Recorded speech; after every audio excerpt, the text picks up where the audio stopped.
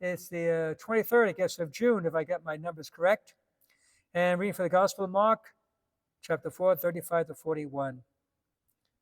I think it's a gospel that speaks to all of us on some level in our life as we go through the storms of life. It's a powerful gospel. On that evening, as evening drew on, Jesus said to his disciples, "Let us cross to the other side." Leaving the crowd, they took Jesus with them in a boat, just as it was, and the other boats were with him. A violent squall came up, and waves were breaking over the boat, so it was already filling up. Jesus was in the stern asleep on a cushion. They woke him and said to him, "Teacher, do you not care that we are perishing?" He woke up, rebuked the wind, and said to the sea, "Be quiet, be still." The wind ceased, and there was great calm. Then he asked them, "Why are you terrified? Do you not yet have faith?" They were filled with great awe and said to one another, "Who then is this whom even the wind and sea obey?" Come on. That one question that his whole apostles asked, is that we ask too? Teacher, do you not care that we are perishing?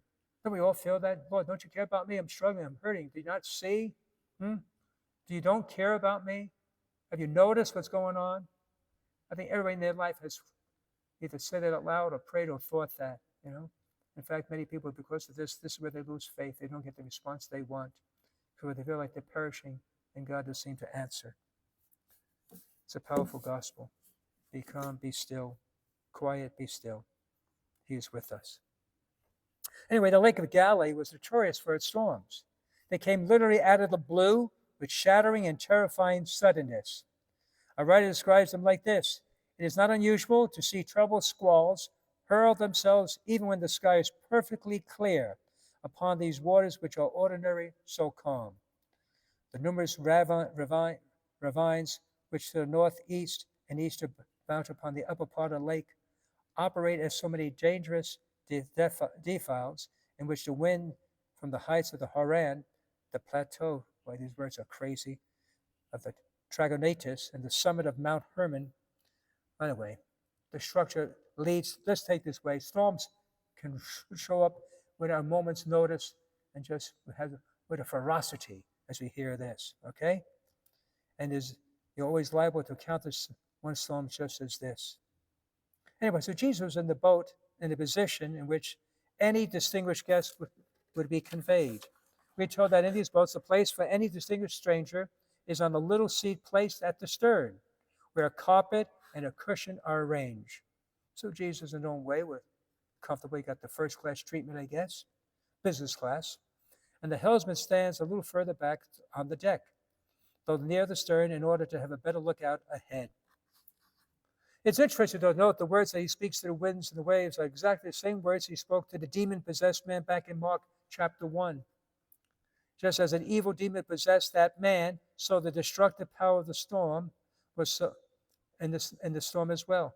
So people in Palestine believed in those days the evil power of the demon at work in the realms of nature.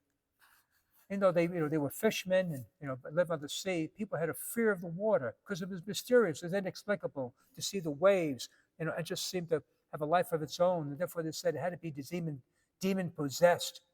So they were fearful. When Jesus walked in the water, they thought it was a ghost. Again, the same thing, because this is possessed by the dead, by the possession, by the demons here. All right.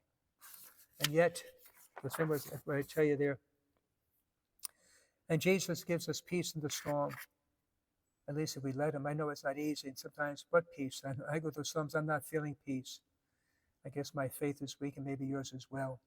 That God is in control. That we do the best we can, but one foot or the other, we got to keep moving and trust the Lord's not going to leave us. He gives us peace when life's problems involves us in a tempest of doubt and tension and uncertainty. There comes a time when we do not know what to do, when we stand at some crossroads in life and do not know which way to take. It is then we turn to the Lord and say, "Lord, what will you have me do? Please help me." Fortunately, I haven't had that feeling for a while, but many, many years ago, I remember going through a difficult time in my life. And I was just struggling. It was difficult. I remember going to bed at night and then when I wake up in the morning and I had this wish or hope, oh, maybe it's just a bad dream. And I wake up and realize it wasn't a dream, but it's reality. So it was a difficult time in my life.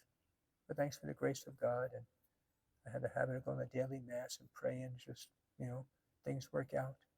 But I know what it's like, though, to feel that. To feel like you're drowning. Waking up and thinking, hoping that it was just a dream, and then you realize, oh no, I got to face this. And yet I'm thankful to have the faith, even though I felt unworthy of it. And Jesus gives us peace in the storms of anxiety. The chief enemy of peace is worry. Worry for ourselves, the unknown future, worry about those loved. We spoke about this before. But Jesus speaks to us, the Father whose hand, who will care for us and take watch over us.